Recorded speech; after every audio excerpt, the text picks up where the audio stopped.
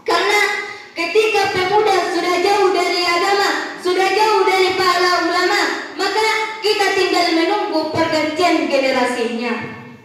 Karena kita semua adalah the next generation yang menjadi pilot project.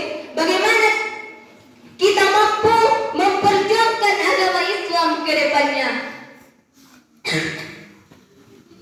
Karena pada pundak-pundak kita lah Islam itu berjuang. Hadirin yang dirahmati oleh Allah Subhanahu wa taala. Kemudian yang kedua adalah seseorang yang hatinya selalu terpaut dengan masjid. Masjid merupakan tempat untuk sholat, tetapi lebih dari itu, masjid adalah tempat kegiatan rutinitas umat Islam. Jadi kalau kita ingin bahagia, kita ingin tenang, maka kembalilah ke masjid. Karena salah satu tempat yang membuat hati kita tenang adalah pergi ke masjid.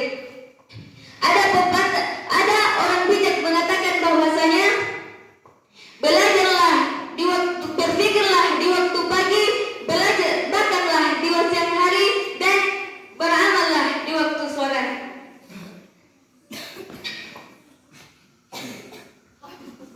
Hadirin rahimakumullah.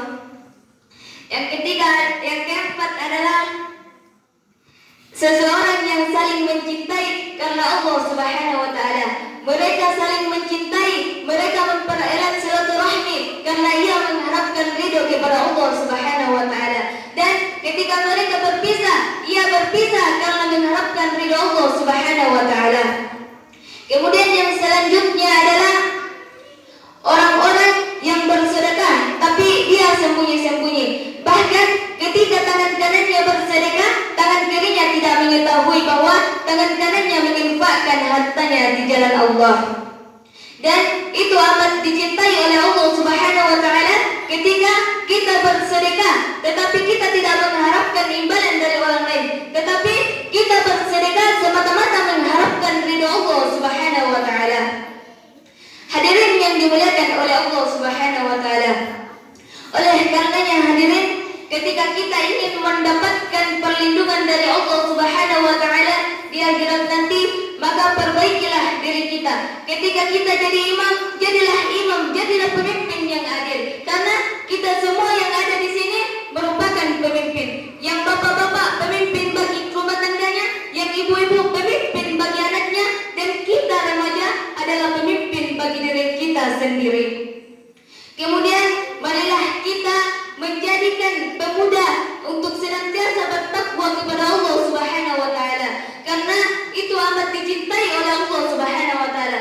Ketika ada seseorang yang darahnya masih mengalir dengan panas, yang hayalannya masih sejuta impian, itu amat dicintai oleh Allah Subhanahu wa taala ketika ia menyerahkan tubuhnya untuk semata-mata beribadah kepada Allah Subhanahu wa taala.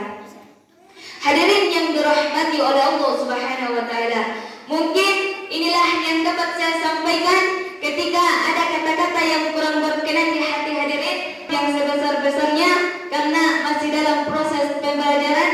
Akhirul kalam, nun wal qalam wa ma yasturun, billahi fi sabilil haq, fastabiqul khairat, thumma assalamu alaikum warahmatullahi